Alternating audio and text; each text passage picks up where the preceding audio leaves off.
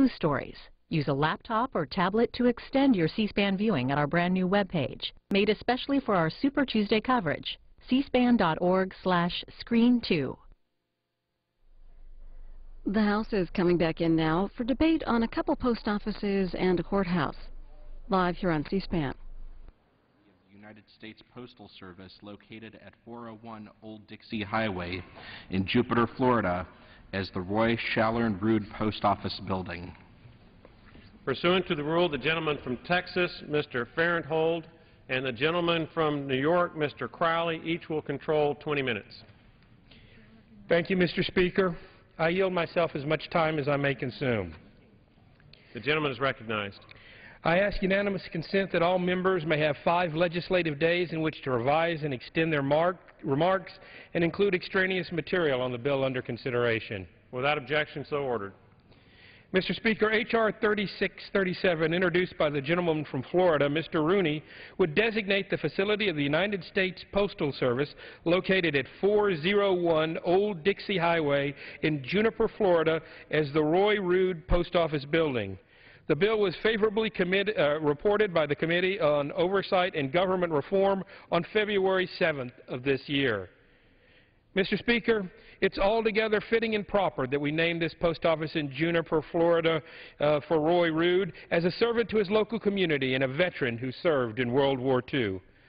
Recently, Mr. Speaker, I had the tremendous honor of awarding a World War II veteran in my own district that I represent, Sergeant Arthur Norkowski, his Silver Star for heroics he displayed over 60 years ago. To Sergeant Norkowski and Roy Rood and all of those who risked their lives and fought for the freedoms we hold dear today, thank you. Whether we present commendation medals or name post offices to honor our courageous veterans, these are small thanks, and the very least that we can do, who have sacrificed so much for our nation. I would now like to yield as much time as he should consume to Mr. Rooney. The gentleman from Florida is recognized to consume as much time as he may consume.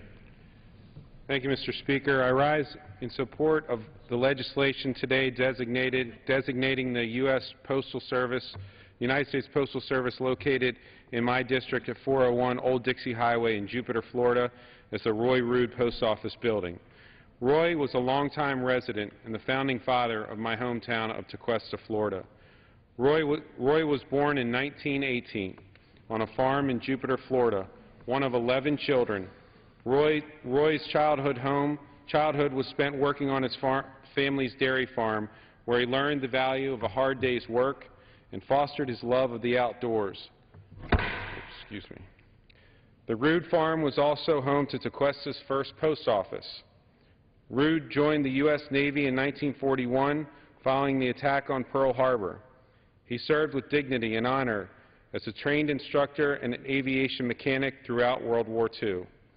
Rood was stationed on the USS Hollandina C-97, a Jeep aircraft carrier that was part of the fleet that participated in the Battle of Guam. By the end of the war, Roy had risen to the rank of Aviation Mate First Class and was an acting Chief Petty Officer. Following the war, Roy returned home to Florida, where he started a landscaping business that continues today. Before his death in October of last year, Roy Rood helped found the American Legion Post 271, of which I'm a member, the local Kiwanis Club, the First Bank of Jupiter, and the Jupiter Christian School. Tequesta has seen many changes over the last 60 years and has grown due to the hard work and dedicated lives of people like Roy Rood. He was a fixture in my own hometown of Tequesta and of the many philanthropic organizations along the Treasure Coast, and they are directly attributed to his efforts and the residents of Tequesta. We're all lucky to call Roy Rood our town's founding father. It would be a fitting tribute to Roy Rood's life, legacy, and the service to name the post office in Jupiter in his honor. And Mr. Speaker, over the last several years, I got to know Mr. Rood and his wife personally. I can honestly say there's no better, gentler, kinder man than Mr. Rood. He will truly, truly be missed. I yield back. At this point, I reserve. The gentleman from Texas reserves. The chair recognizes the gentleman from New York. Mr. Speaker, I yield myself such time as I may consume. Gentleman is recognized. Mr. Speaker, on behalf of the Committee on Oversight and Government Reform, the minority of the committee, I rise in support of the consideration of H.R. 3637, a bill to designate the facility of the United States Postal Service located at 401 Old Dixie Highway in Jupiter, Florida, as the Roy Shallern Rood Post Office Building. The measure before us was introduced by my good friend, Representative Tom Rooney, on December 12th of last year, in accordance with committee requirements. H.R. 3637 is co-sponsored by all members of the Florida delegation and was favorably reported out of the Oversight and Government Reform Committee by unanimous consent on February 7th, 2012. H.R. 3637 honors the life and legacy of Ray Rood, a Navy Chief Petty Officer and business pioneer from Tequesta, Florida. Shortly after the attack on Pearl Harbor, Mr. Rood elected to join in the fight for freedom by enlisting in the U.S. Navy in 1941. During his tour of duty with the U.S. Navy in World War II, Mr. Rood served with dignity and honor as a trained instructor and aviation mechanic. Mr. Rood was stationed on the USS Hollandia C-97, which was part of the fleet that participated in the Second Battle of Guam in 1944. After his service in World War II, Mr. Rood returned to his home in South Florida, where he started a successful landscaping business that actually continues to operate and to thrive to this day. As the founder of the town of Tequesta, Florida, Mr. Rood has been a philanthropic and valuable member of that community. That said, Mr. Speaker, let us honor the service and life of this fine American citizen by renaming the Old Dixie Highway Post Office in Jupiter, Florida as the Roy Shallern Rood Post Office Building. And with that, Mr. Speaker, I reserve the balance of my time. The gentleman reserves the balance of his time. I have no more Gentleman from speakers. If the gentleman has no more speakers, I'm prepared No to further close. speakers on this subject, Mr. Speaker. Thank you very much, Mr. Speaker. I have no further speaker now outside the aisle. Does the gentleman yield back? I yield back the balance of my time. The gentleman from New York yields back the balance of his time. The gentleman from Texas is recognized. Thank you very much, Mr. Speaker. We can never do enough for our veterans, men like Roy Rood who have sacrificed and risked it all in the name of freedom. While it's been over 60 years since World War II, we must never forget the sacrifices made by these people and so many others during that time. To those who have fought and served, to those who protect and defend our great country each and every day, thank you. Remember, Mr. Speaker, freedom is not free. I urge all members to join me in strong support of this bill, H.R. 3637, and I yield back the balance of my time.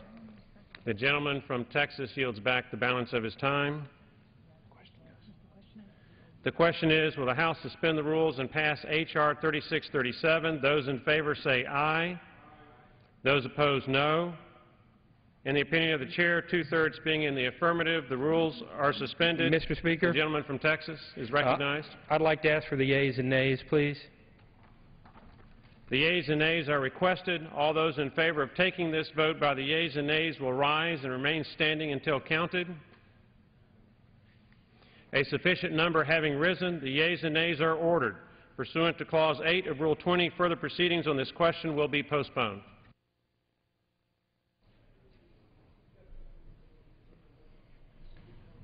For what purpose does the gentleman from Texas seek recognition? Mr. Speaker, I move that the House suspend the rules and pass H.R. 3413. The clerk will report the title of the bill.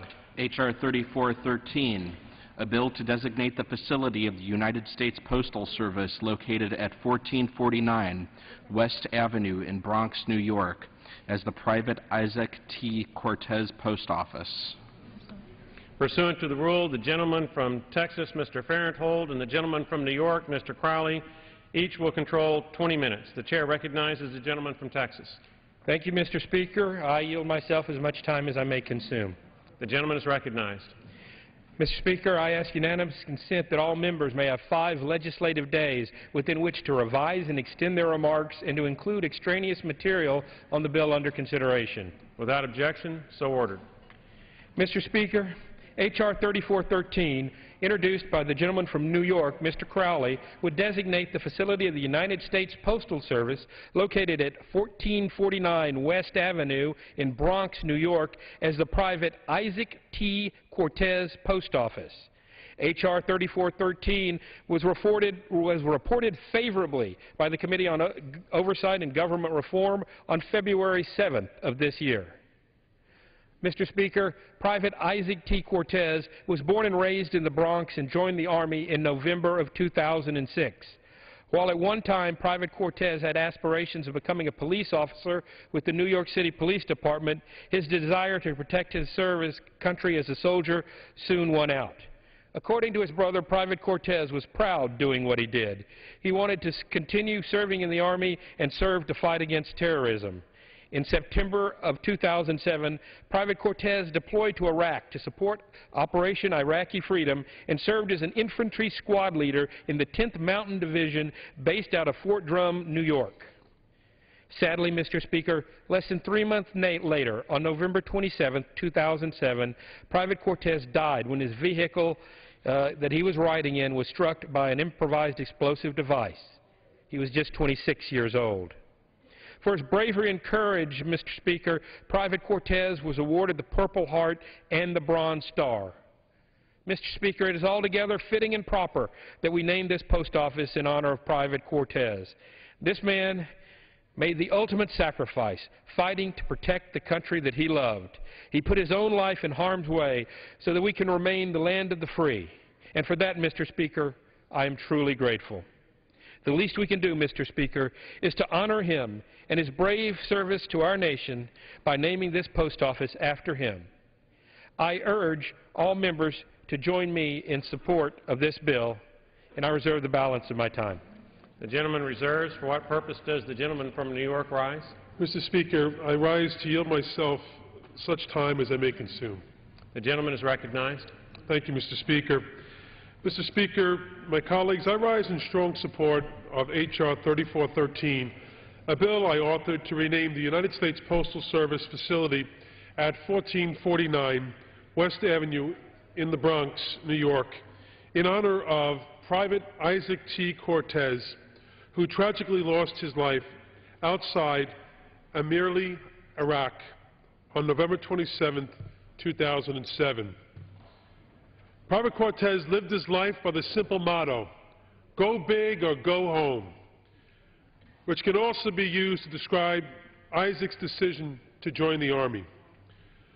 Certainly, there can be no more fitting instance of following the words he lived by than his decision to serve his country at a time when our country was fighting not one, but 2 wars. Isaac joined the Army in part because he felt it would help him achieve his dream of one day becoming a member of the New York City Police Department, but quickly discovered that the Army was his true calling.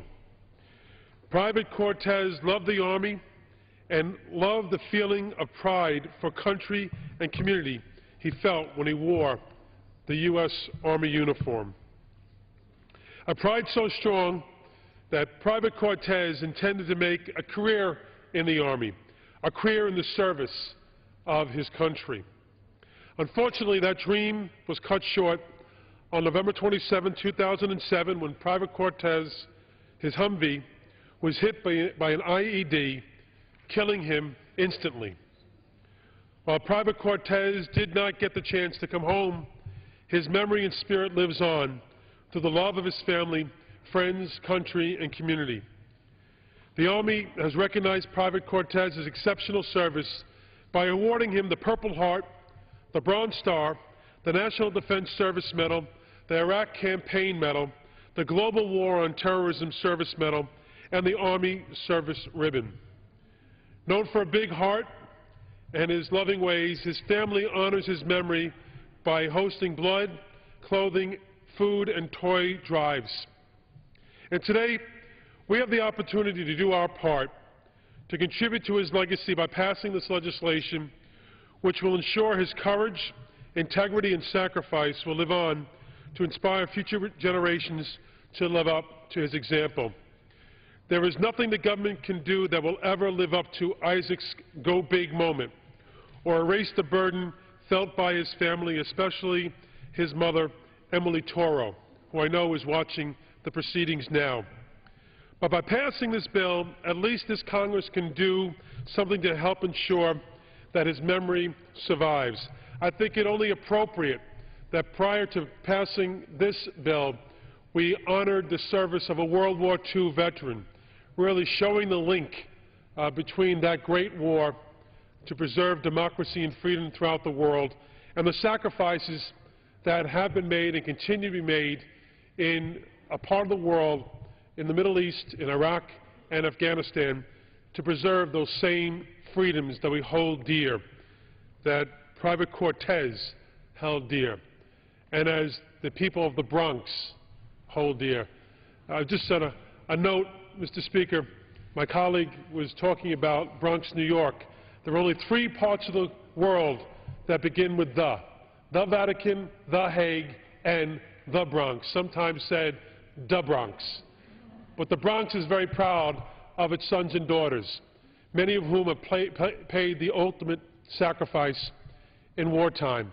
And this wartime is not unlike any other, continues to sacrifice, as does the sons and daughters of New York City and New York itself. So, Mr. Speaker, in recognition of Private Isaac T. Cortez's commitment to the Bronx, to New York City, to New York State, and to his beloved country, I ask my colleagues to join me in commemorating the life of this brave soldier by supporting the passage of H.R. 3413. And with that, Mr. Speaker, I will reserve the balance of my time and once again wish Emily Toro and the entire Cortez family our regards. The gentleman reserves. For what purpose does the gentleman from Texas rise? I continue to reserve my time. The gentleman reserves. I have no further speakers on my side, Mr. Speaker. With that, I will relinquish the balance of my time. The gentleman from New York yields back his time. The gentleman from Texas is recognized. Thank you, Mr. Speaker.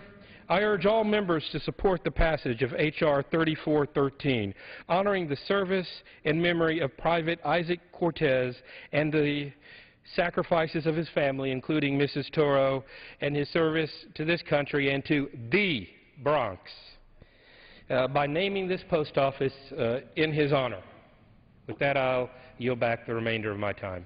The gentleman from Texas yields back the remainder of his time.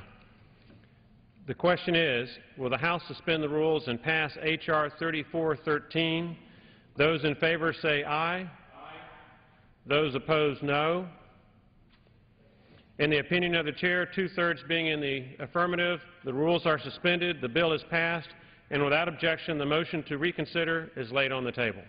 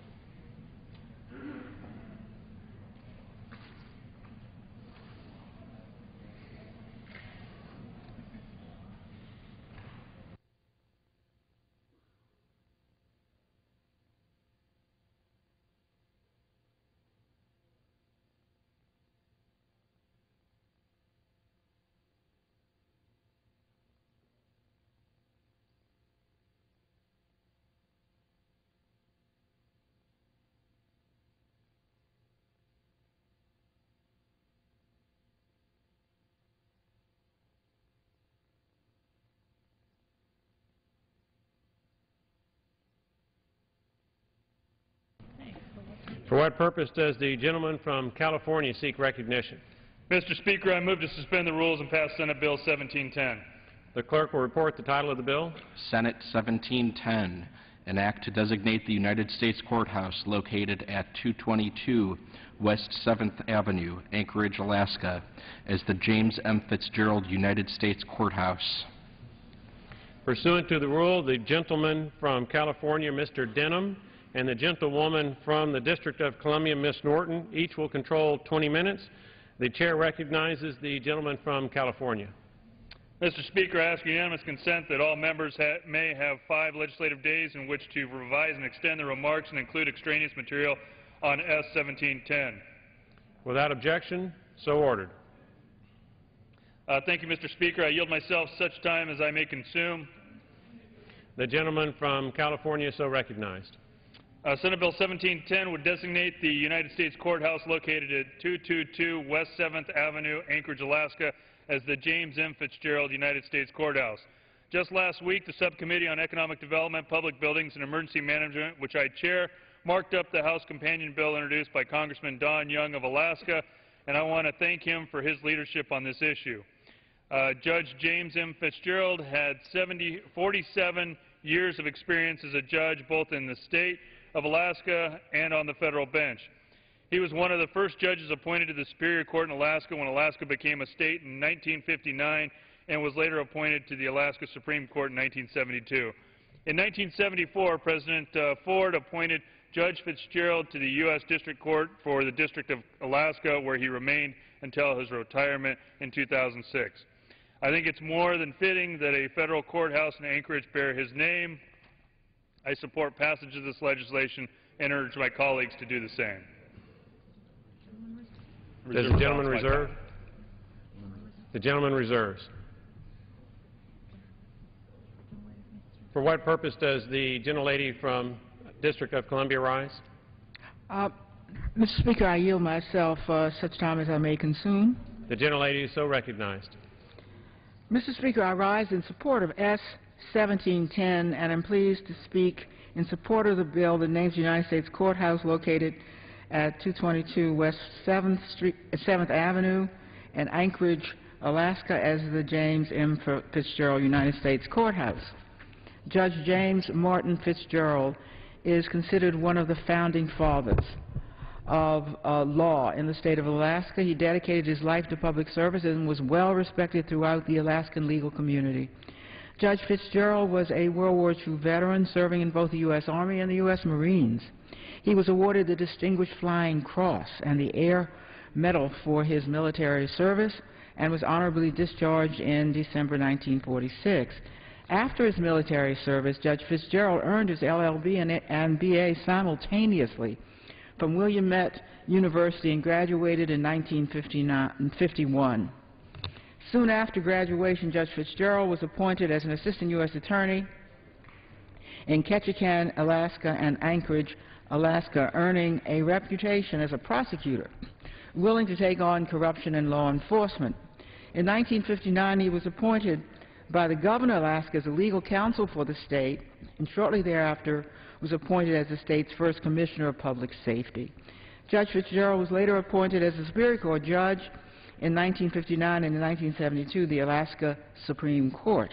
In 1975, Judge Gerald Ford appointed Judge Fitzgerald as the first district judge for the District of Alaska. 9 years later, Judge Fitzgerald was appointed chief judge of the District of Alaska, where he served until he assumed senior status in 1989.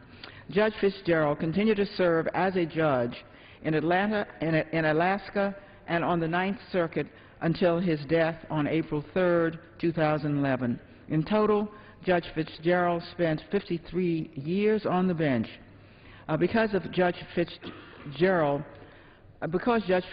took on his first judicial appointment in the same year as Alaska achieved statehood, he had a unique role in shaping all Alaskan jurisprudence. Because of Judge Fitzgerald's service as a member of the U.S. military and his contributions to the Alaskan and the U.S. legal community, it is appropriate to designate the United States Courthouse located in Anchorage, Anchorage, Alaska, as the James M. Fitzgerald United States Courthouse. I commend my colleague from Alaska who sponsored this bill for his recognition of the judge, and I urge my colleagues to join me in supporting this legislation. Mr. Speaker, I reserve the balance of my time. The gentlelady from the District of Columbia reserves the balance of her time. For what purpose does the gentleman from California rise? Mr. Speaker, I wish to yield 2 minutes to the gentleman from Alaska, Mr. Young.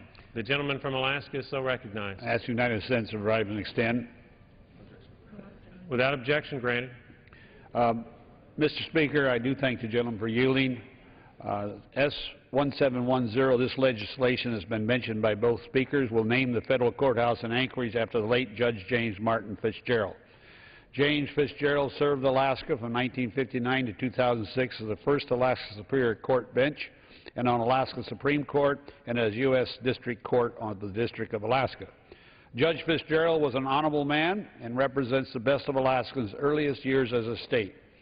As it was mentioned, from his service to his country in the South Pacific during World War II to the time he served in the state of Alaska's highest court, Judge Fitzgerald always put his country and state first. From 1959 until his retirement until 2006, he served as distinction as a state and federal judge, unanimously praised for his brilliance, his modest nature, and his sense of justice. Of course, in addition to serving as judge, Fitzgerald was a decorated World War II Marine veteran, a prosecutor, Alaska's first Commissioner of Public Safety, the initiator of what would later become the Alaska State Troopers and Alaska Village Public Safety Officer Program. I'm proud to have helped champion this legislation to designate the United States Courthouse in Anchorage as the James M. Fitzgerald United States Courthouse. He was a great man, and this will ensure his life and accomplishments are properly memorized in my state. Again, I urge all my colleagues to support this legislation and yield back the rest of my time. The gentleman yields back the rest of his time. The gentleman from California is recognized. I will reserve the balance of the time. The gentleman from California reserves. The gentlelady from the District of Columbia is recognized. Mr. Speaker, I have no further speakers, and I yield back the balance of my time. The gentlelady from the District of Columbia yields back the remainder of her time. The gentleman from California is recognized. Mr. Speaker, I yield back the balance of my time. The gentleman from California yields back the balance of his time. The question is, will the House suspend the rules and pass Senate 1710? Those in favor say aye. Aye. Those opposed, no. In the opinion of the chair, 2/3 being in the affirmative, the rules are suspended, the bill is passed, and without objection, the motion to reconsider is laid on the table.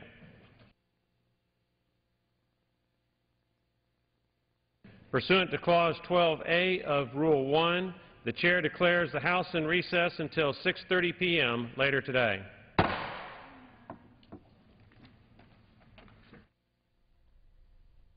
As you just heard, the House coming back in at 6:30 Eastern for votes on the bills that were just debated, naming post offices in Florida and New York.